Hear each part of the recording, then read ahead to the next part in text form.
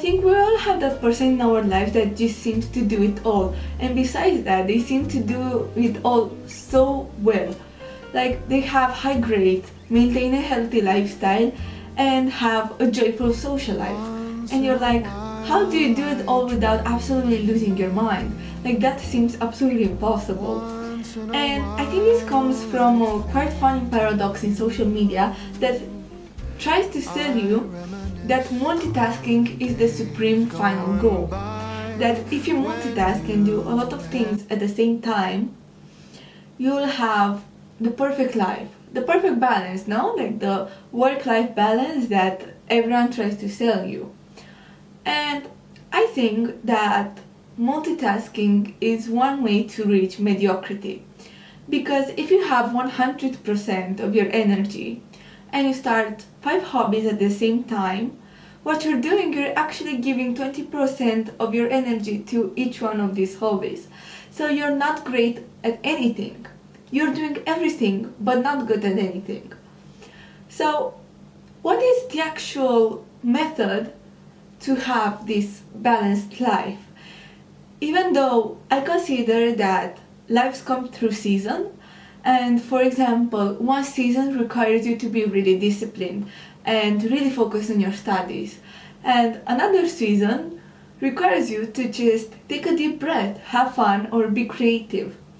And you should go with the flow of the life, because there's one way of controlling life, but I think life will show you that no matter how much you try to figure it out, it will always have its flow, and it will always have its waves, and it will like bring you along with it. So you go with the life, life doesn't go with you.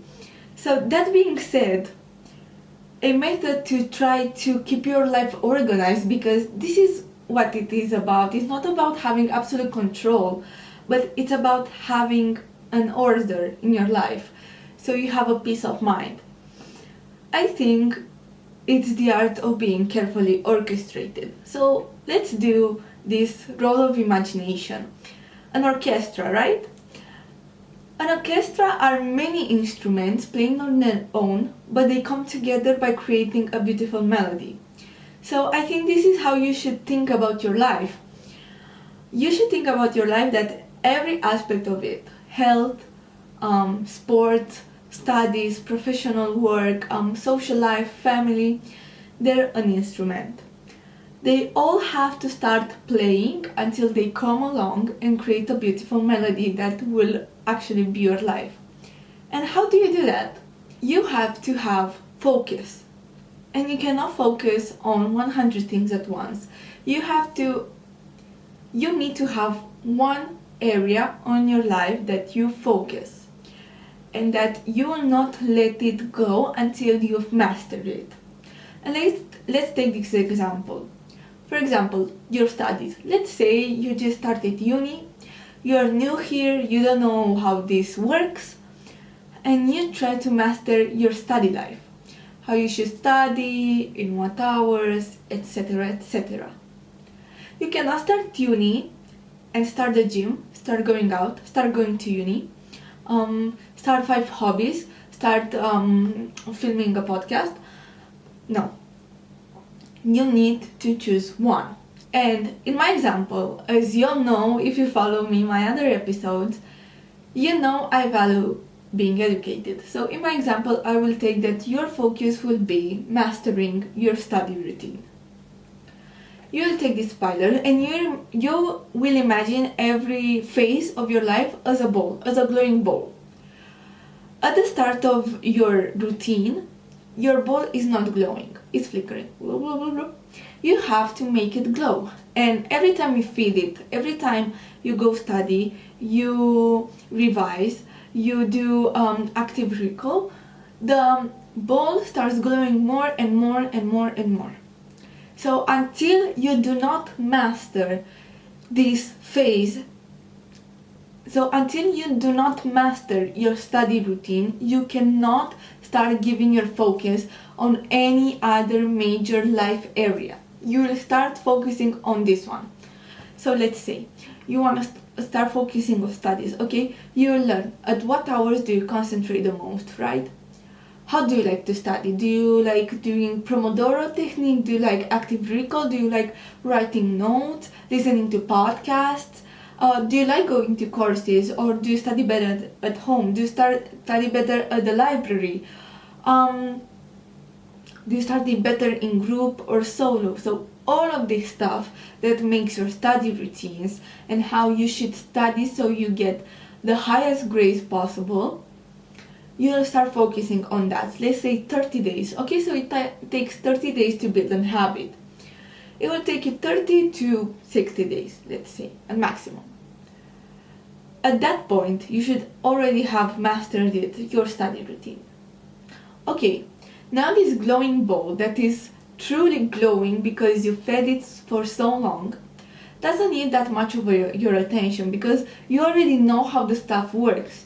You already know at what hour you should wake up so you have the best energy. You know at what hour you should study. You know where you should study, with who you should study, and in what way you should study. So it doesn't require that much of your energy anymore. You already developed the fighting strategy. Now you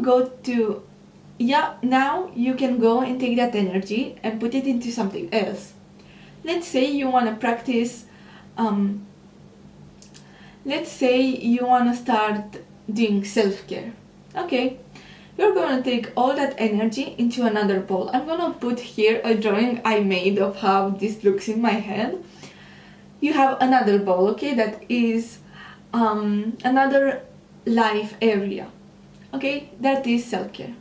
You start researching what creams you should have, your everything shower routine, what day of the week you like to reset. Maybe for you it's Wednesday, but for other persons it's Sunday. You don't know. So you'll start making all these rituals for 30 days, okay? Now you have the self-care area mastered. Okay, then you go, for example, into sport.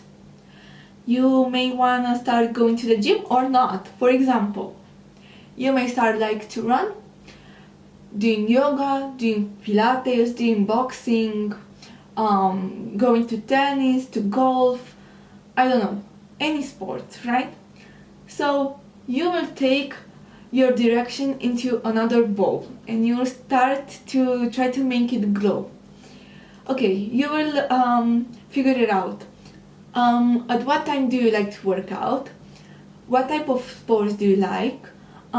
If you like working out with somebody else, or if you like working out alone, a diet your lifestyle requires, and all of that stuff, right?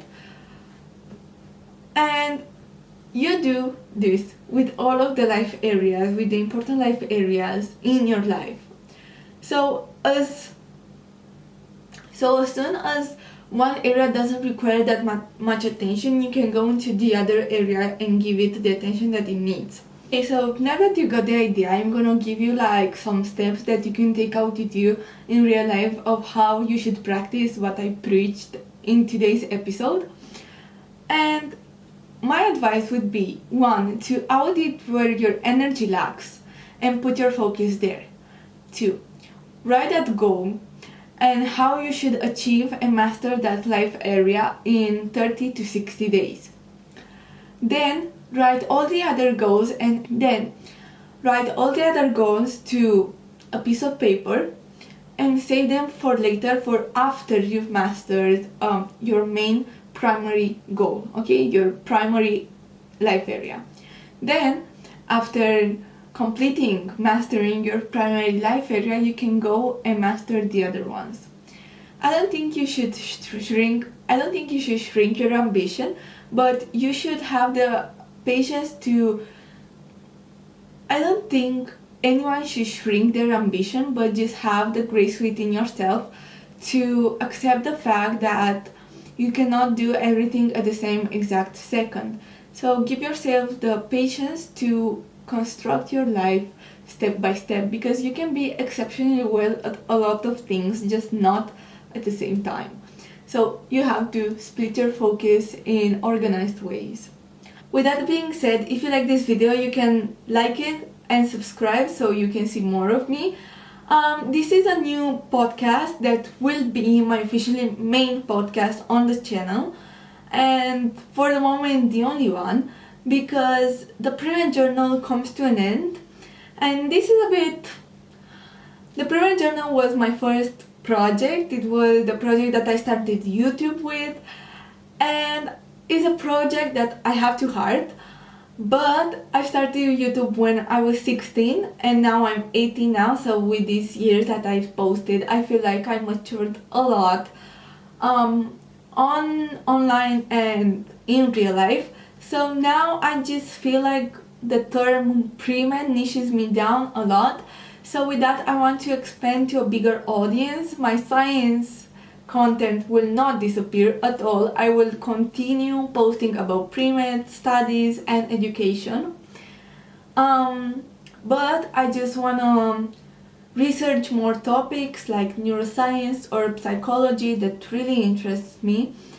And with this podcast, I feel like I can do that.